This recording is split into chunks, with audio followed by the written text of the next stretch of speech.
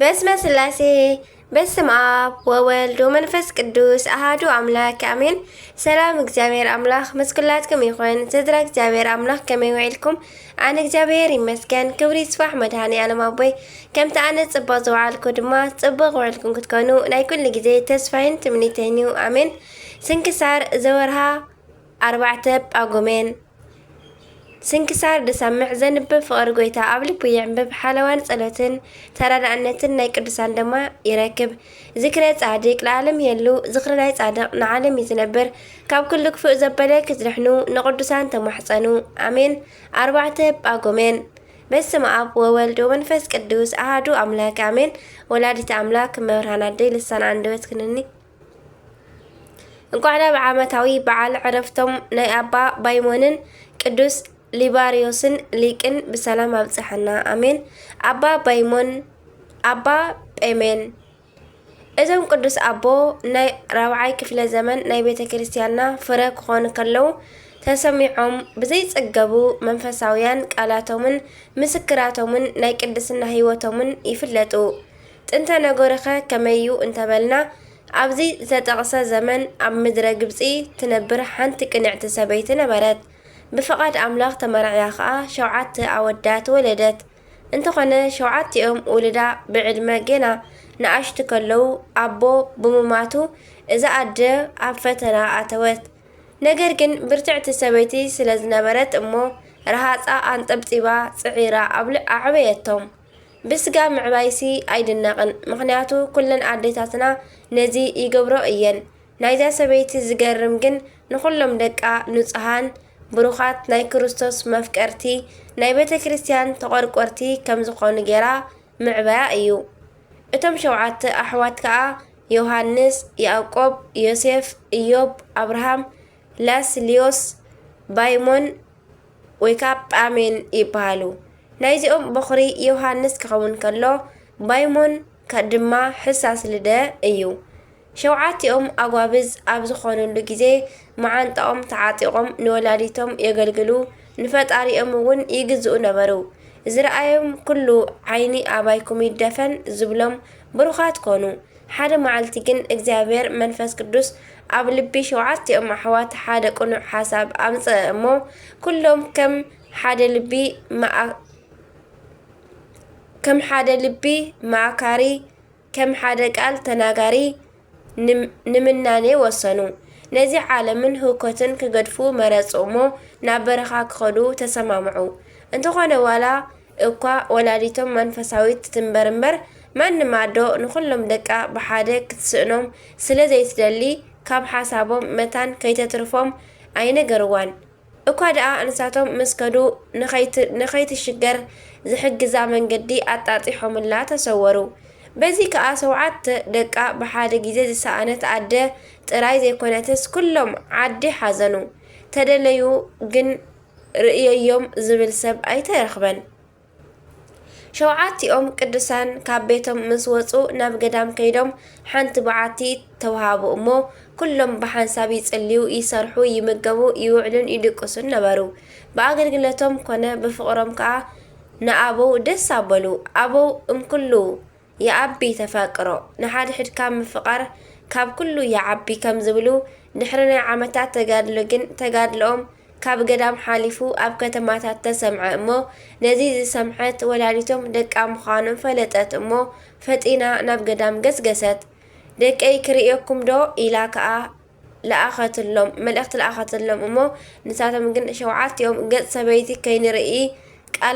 ከይርእዩ ቃልኣትዮም ስለ ዝነበሩ ኣዴና ኣብ መንግስተ ሰማያት መታን ክትርኢና ኣብዚ ምርኣይ ይትረፍኪ በልዋ። እዚ ንሓንቲ ኣደ ከቢድ እኳ እንተኾነ ንሳ ግን ተረዳኣትሎም እሞ ፈፂና ናብ ቤታ ተመልሰት። ካብ ኮኸብ ይበልፅ እዩሞ ከም ዝብል ካብ 7ኦም ከዓ እቲ ንእሽቶ ኣባ ባይሞን ዝተፈልየ ኣቦ ኮነ። ካብ ንጽህናኡ ቅድስናኡን ትግሃቱን ሓሊፉ ካብ ልሳኑ ዝወፁ ቃላት ህይወት ዘለዎም ኮኑ። ኣብቲ ዘመን ከዓ ካብ ህፃን ክሳብ ፈላጥ ብዙሓት መንፈሳዊ ቃላቱ ተጠቐሙ። እዞም ምኽርታቱ ክሳብ ሕጂ ንምእመናን ኮነ ንመነኮሳት ምቁራት እዮም። እልፊ ኣላፍ ካብ ዝኾኑ ምኽርታቶም ግን 5 ኣብነት ጌርና ንርኣይ። እቲ ሓደ ብጻይካ እንተወደቐ ብኡ ፍጹም ተስፋ ኣይትቑረጽ እኳ ደኣ ኣነቓቕሓዮ ኣበራትዓዮ ሸኸሙ እውን ኣቃልለሉ። ካልኣይ ንትፈትዎ ብጻይካ እትገብሮ ሰናያት ንጸላኢኻ ብዕጽፊ ግበረሉ። መድሓኒት ዝደሊ እቲ ዝሓመመ እዩ ንዝፈትወካ እንተገበርካዮ ግን ከንቱ እዩ። ሳልሳይ ብጻይካ ኣብ ዝደለየ ጊዜ ኣይትንዓቆ ናትካ ተራ ኣብ ዝበጽሐ ጊዜ ጎይታ ከይንዕቐካ። ራብዓይ ናይ ማንም ሓጢኣት ኣይተጋልጽ ወይ ከዓ ኣይትዛረብ ምስ ሓለፍካ ጎይታ ናትካ ከየጋልጸ። ሓምሻይ ኣፍካ ዝተዛረቦ ኩሉ ንምትግባር ጸዓር እንተዘይኮይኑ ሓሳዊ ክትቆጸር ኢኻ ይብል። በረከተ ምሕደረና። 7ኦም ኣሕዋት ንብዙሕ ዓመታት ብፍቕርን ተጋድሎን ከምዚ ኢሎም ብምጽናሕ በዛ ዕለት እዚኣ ብሓባር ዓረፉ። በረከተ ምሕደረና ብቓል ኪዳኖም ይዓቅብና ኣሜን። ከምኡውን ቅዱስ ሊባርዮስ ሊቅ። እዚ ቅዱስ ሊቅ ኣቦ ተወሊዱ ዝዓበየሉ ኣብ ውሽጢ ኤውሮጳ ሮማ ክኸውን ከሎ ናይ ዓብይ ሊቅ ቅዱስ አትናቴዎስ ብጻይ ነበረ። ዝቐደመ ህይወቱ ምሁርን ገዳማውን ብምንባሩ ከዓ ሊቃውንቲ ናይ ሮማ ሊቀ ጳጳስ ገይሮም ሸምዎ። እንተኾነ ዘመኑ አርዮሳውያን ዝሰልጠንሉ ብምንባሩ ግን ንምእመናን ካብ ተኻሉ ንኽሕሉ ሰላምታ እኳ ኣይተኸስን ነበረ። ናይቲ ወቕቲ ንጉስ ንእሽቶ ቆስጠንጢኖስ ወዲ ዓቢ ቆስጠንጢኖስ ግን አርዮሳዊ መንገዲ ዝኽተል ብምንባሩ ነዚ ቅዱስ ኣቦ የሳቅዮን የሳድዶን ነበረ።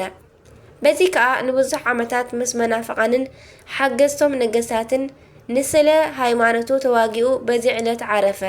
በረከቱ ይሕደረና ብቓል ኪዳኑ ይዓቅበና ኣሜን። ናይ ኣቦታትና ኣምላኽ ከምናቶም ማሙቕ ፍቕርን ዓሚቕ ምስትውዓልን ይዓድለና ካብ በረከቶም የሳትፈና ኣሜን። 4 ጳጉሜን ዝዝከሩ ዓመታዊ ናይ ቅዱሳን በዓላት ኣባ ባይሞን፣ ካልኣይ 6 ኣሕዋቱ ዮሃንስ፣ አብርሃም፣ ያዕቆብ፣ ዮሴፍ፣ ኢዮብ፣ ላስልዮስን፣ ሳልሳይ ቅዱስ ሊባርዮስ ሊቅ። ወርሓዊ በዓላት ግን የለን። ብህያውን ንዘለዓለም ብዝነብርን ቃል ኣምላኽ ካብ ዘይጠፍእ ዘርኢ እምበር ካብ ጠፋኢ ዘርኢ ኣይኮንኩምን። ከም ብሓድሽ እተወለድኩም ንሓቂ እናተናዘዝኩምዋ ግብዝና ብዘይብላ ፍቕሪ ኣሕዋት ንነፍስኹም ኣጽርዩ። ብንጹህ ልቢ ንሓድሕድኩም ብሓቂ ተፋቐሩ ይብል ቀዳማይ ቆሮንጦስ ምዕራፍ 1 ካብ ፍቕዲ 22 ክሳብ 23። በረከት ናይ ኩሎም ቅዱሳን መስኩላትና ይኹን ኣሜን። ናይ ጳጉሜን 5 ስንክሳር ድማ ንቕጽል ኣሜን። ናይ ሓድሽ ዓመት ናይ 2017 ወዲእና ናብ 2018 እናኣትወሉ ዓመት እሞ ዓመተ ሰላምን ፍቕርን ይግበረልና። ሓድሽ ዓመት ድማ ብሰላም ይእተወና ኣሜን። 5 ጳጉሜን ናይ መጨረሻ ጳጉሜን ወርሒ። በስመ አብ ወወልድ ወመንፈስ ቅዱስ አሃዱ አምላክ አሜን። ኣባ ያዕቆብ ጳጉሜን 5 በዛ መዓልቲ እዚኣ ኤጲስቆጶስ ሃገረ ምስር ንጹህን ድንግልን ኣቦ ኣባ ያዕቆብ ኣዕረፈ። እዚ መስተጋድል ኣቦ ድማ ነፍሱ ካብ ብንእስነቱ ኣልባስ ምንኩስና ንኽለብስ ፈተወት። ካብ ዓዱ ወፂኡ ድማ ናብ ገዳም አስቄጥስ ከደ። ኣብ በዓቲ ኣባ ዮሃንስ ሓፂር ድማ ነበረ። ኣብኡ ድማ ንብዙሕ ዓመታት ብጽኑዕ ገድሊ ተጸምደ። ብድሕሪ እዚ ድማ ኣብ ልዕሊ ቤተ ክርስቲያን ኣባ ዮሃንስ ሓፂር ሊቀ ዲያቆናት ገይሮም ሸምዎ እሞ ናይ ትሩፋቱ ሕያዋይነቱን ቅድስናኡን ዜና ድማ ተሰምዐ። ብስምረት እግዚአብሔር ድማ ኣብ ልዕሊ ሃገረ ምስር ኤጲስቆጶስ ገይሮም ሓረይዎን ሸምዎን። ኣብ መንበረ ሲበቱ ምስ ተቐመጠ ድማ ጾምን ጸሎትን ተጋድሎን ወሰኸ። ካብቲ ናይ መጀመርያ ደኣ ኣብዝሐ እምበር ስለ ሲሞቱ ምግዳል ድማ ኣይተሃከየን። ንህዝቡ ድማ ኩሉ ግዜ ዝምህሮም ኮነ። መጻሕፍቲ እውን የንብበሎም ካብኣቶም ሕቡእ ዝኾነ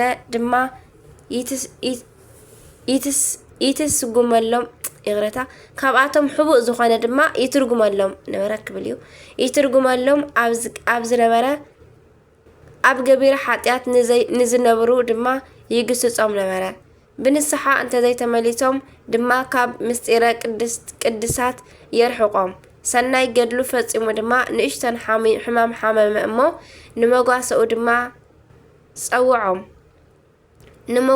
ድማ ጸውዖም ኣብ ውሽጢ ቅንዕቲ ተዋህዶ ሃይማኖት ንኽጸንዑ ድማ ኣዘዞም ካብኡ እውን ንካህናት ጸዊዑ ኣብ ግዜ ጸሎትን ቅዳሴን ንኸይህከዩ ኣዘዞም ንምስጢረ ቅዱሳት ብንጽህናን ብፈሪሓ እግዚአብሔርን እንተዘይተልኢኽኩም ኣነ ካብ ደምኩም ንጹህ እየ ከኣበሎም ብድሕሪ እዚ ድማ ገጹን እንግድዓኡን ብምልክት መስቀል ኣማዕተበ ኣእዳው እውን ዘርጊሑ ድማ ባዕሉ ንገጹ ከደነ ብሰላም ድማ ዓረፈ ብጽቡቓት ኣልባሳት ድማ ገነዝዎ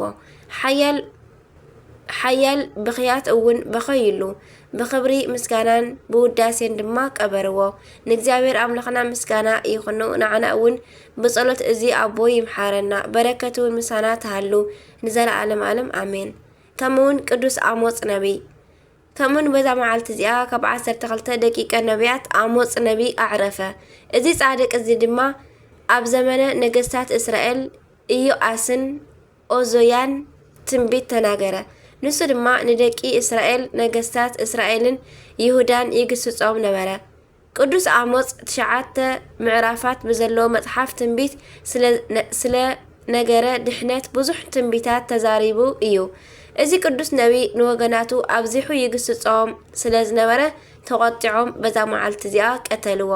ንእግዚአብሔር ምስጋና ይኹን ንዓና እውን ብጸሎት እዚ ጻድቅ እዚ ይምሓረና በረከቱ ምሳና ተሃሉ ንዘለዓለም ዓለም ኣሜን። አርኬ ሰላም ለአሞጽ ነባቤ ቃሉ ለኤሎሄ በምድረ አትሪም ዘተቆሄ እንዘይብል አመረ መዋዕለ ክርስቶስ መስተፍስሄ ያንጸፈጽፍ መዓር አድባር ኩለሄ ወእም አውግር ሃሊብ ዘአልቦ ሱታሄ አባ በርሱማ ከምኡውን በዛ መዓልቲ እዚኣ ኣብ ክዳን ዝዓረቀ ወዲ ብርቱዕ አባ በርሱማ ኣዕረፈ። ነዚ ቅዱስ ድማ ወለዱ ኣብ ሃገረ ምስር ኣዝዮም ሃፋትም ነበሩ። ንሳቶም ድማ ንእግዚአብሔር ዝፈርሑ ነበሩ። ንመጻእተኛታት ድማ ይፈትውዎም ነበሩ። ብኩሉ ናይ እግዚአብሔር መንገዲ ድማ ይጓዓዙ። ነዚ ብሩኽ በርሱማ ምስ ወለድዎ ድማ ዘዕበይዎ ብፈሪሓ እግዚአብሔር ኣዕበይዎ። ኩሉ መጽሓፍቲ ቤተ ክርስቲያን ድማ መሃርዎ። ብድሕሪ እዚ ድማ ወለዱ ኣዕረፉ። ኣብቲ ወቕቲ ድማ ስለ ምምቓል ወይ ከዓ ምክፍፋል ሃፍቲ ኣዝማዱ ተዛረብዎ። ነገር ግን ሓደ ጉልበተኛ ሓውብኡ ነበረ እሞ ንኹሉ ንብረቱ ኣሕደጎ። ቅዱስ በርሱማ ድማ ብልቡ ሓሰበ ከመይ ገይረ ጽባሕ ንዝጠፍእ ገንዘብ ናብ ፍርዲ ቤት ይኸይድ በለ። ቀፂሉ ድማ ነዚ ዓለም ንኽገድፋ ወሰነ። ካብ ቤቱ ከዓ እናዘመረ ናብ በረኻ ገስገሰ። ምንት ይበቅዖ ለሰብእ ለእመ ኩሉ ዓለመ ረብሃ ወነፍሶ ሃጉለ። ሰብ ንኩሉ ዓለም ኣስሪፉ ንነብሱ እንተ ኣጉደለ እንታይ ይረብሖ እናበለ ከዓ ጉዕዝኡ ቀጸለ። ልብሱ ኣብ መንገዲ ንነዳያን ሂቡ ጥርሑ ኣብ ውሽጢ 5 ኮረብታት ተቐመጠ። ኣብኡ ከዓ ናይ መዓልቲ ሃሩር ናይ ቀትሪ ናይ ለይቲ ቁሪ ንፋስ እንዳተፈራረቆ ንብዙሕ ዓመታት ነበረ። ንሱ ግን እቲ ኩሉ መከራ እና ኣሕለፈ ሕጉስ ነበረ። ዘወትር ድማ መዝሙረ ዳዊት ብዘይ ምቁራጽ ይዝምር ነበረ። ገድለ ቅዱሳን እንዳንበበ ከዓ መንፈሳዊ ቅንኢ ይቀንእ ነበረ። ዘንበባ ነገር ከዓ ብተግባር ይፍጽማ ነበረ።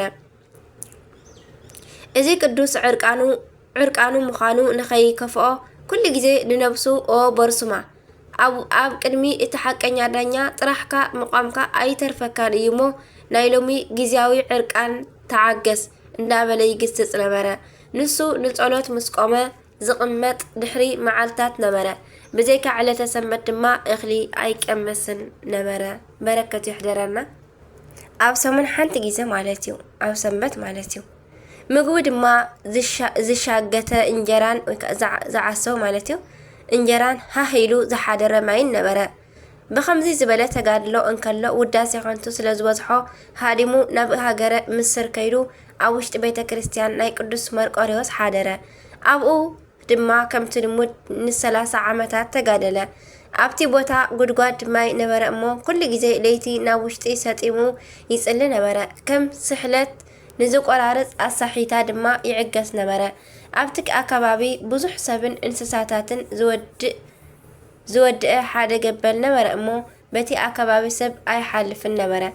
ዓብይ በርሱማ ግን ናብቲ ናይ ገበል በዓቲ ኸይዱ ጸለየ።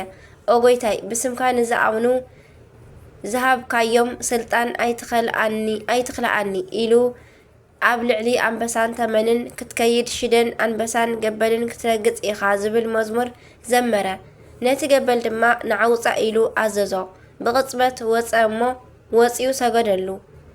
ናይቲ ጻድቕ ሰብ ኣገልጋሊ ድማ ኮነ። ናይቲ ኣከባቢ ሰባት እውን ብጣዕሚ ደስ በሎም። ብዙሕ ግዜ ድማ ኣገልጊልዎም እዩ። ኣብቲ ስእሊ እትርእይዎ ዘለኹም ንሱ እዩ።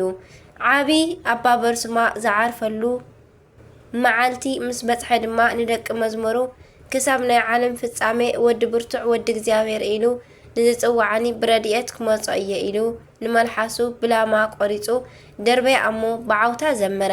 እግዚኣብሔር ከብርሃለ እዩ ከድሕነኒ እውን እዩ እንታይ እዩ ዘፍርሐኒ በለ። ልቢ በድለይ ወዲ ሰብ መልሓስ እንተዘይብሉ ክዝምርን ክዛረብን ኣይክእልን እዩ። ቅዱሳን ግን ምስ በቕዑ ልሳን መንፈሳዊ ዝወሃቦም ድሕርዚ ብትእምርተ መስቀል ኣማዕቲቡ ኣዕረፈ። ፓትርያርክ ኣባ ዮሃንስን ሊቃነ ጳጳሳትን ናይ ምስር ሹማምንትን ገኒዞም ኣብ ልዕሊ ምንጻፍ ደቂሱ ኣይፈልጥን። ንእግዚኣብሔር ምስጋና ይኹን። ንዓና እውን ብጸሎቱ እዚ ቅዱስ ጻድቅ ኣባ በርሱማ ይምሓረና። በረከቱ ምሳና ተሃሉ ንዘለዓለም ዓለም ኣሜን። ኣባ መግደር ከምኡውን በዛ መዓልቲ እዚኣ ኣባ መግደር ኣዕረፈ። እግዚአብሔር ብጸሎቱ ይምሓረና ንዘለዓለም ዓለም ኣሜን። አርኬ ድማ ሰላም ለመግደር ንጹሃ ምግባር አበሳ ወላሃ ቅለ ገዳም ባህርየ ከርሳ ምግባሮ ወደሰ ወአስተበጻአ አንበሳ እስመ ሃደረት ላሊሁ መልእልት ፈሊሳ ጥበበ ህሪት ዘይትወድስ ርእሳ። ንእግዚአብሔር ምስጋና ይኹን። ንዓና እውን ብጸሎት እዞም ኩሎም ቅዱሳን ይምሓረና ንዘለዓለም ዓለም ኣሜን ኣሜን። ስንክሳር ድሰምዕ ዘንብብ ፍቅሪ ጎይታ ኣብ ልቡ ይዕንብብ። ሓለዋን ጸሎትን ናይ ቅዱሳን ድማ ምስኩላትና ይኹን ኣሜን። ዝወደቀ ዝነጠበ ካባና ባኩሉ ድማ ብኣፈ ቅዱሳን ትጉሃን መላእክት ይተኣረመለይ ኣሜን። አቡነ ዘበሰማያት ይትቀደስ ስምከ ትምጻእ መንግስትከ ወይኩን ፈቃድከ በከመ በሰማይ ከማሁ በምድር ሲሳየነ ዘለለ ዕለትነ ሀበነ ምህድግ ለነ አበሳነ ወጌጋየነ ከመ ንሕነኒ ንህድግ ለዘአበሰለነ ኢታብአነ እግዚኦ ውስተ መንሱት አላትነ እንበልሃነን ኩሎ ክስመ ዘያኬት መንግስት ኃይል ወስብሐት ለዓለመ ዓለም አሜን። በሰላም ቅዱስ ገብርኤል መልአክ እግዝእትየ ማርያም ሰላም ለኪ ድንግል በልናቺ ወድንግል በስጋቺ እመ እግዚአብሔር ጽባኦት ሰላም ለኪ ቡሩክት አንቲ እምአንስት ቡሩክ ፍሬ ከርስኪ ተፈሥሒ ኦ ማርያም ለተጸጋ ምልዕተ ውዳሴ ምልዕተ ሞገስ እግዚአብሔር ምስለኪ ሰአሊ ወጸልይ ምህረተ በእንቲአነ ምህረተ ኩሉ ዓለም ምህረተ ምድራ ቃዚት ሀበ ፍቅር ወልድኪ ኢየሱስ ክርስቶስ ከመይ ይስራለን ኃጣዊነ ተማጸነ መክዳንቺ አሜን። ስብሐት ለእግዚአብሔር ወለወላዲቱ ድንግል ወለመስቀሉ ክቡር አሜን አሜን ለይኩን። ብሩኽ ሓድሽ ዓመት 2018 ይግበረልና አሜን። ናይ ፍቅሪ ናይ ሰላም ናይ ጥዕና ናይ በረኸት ሓድሽ ዓመት ይግበረልና አሜን።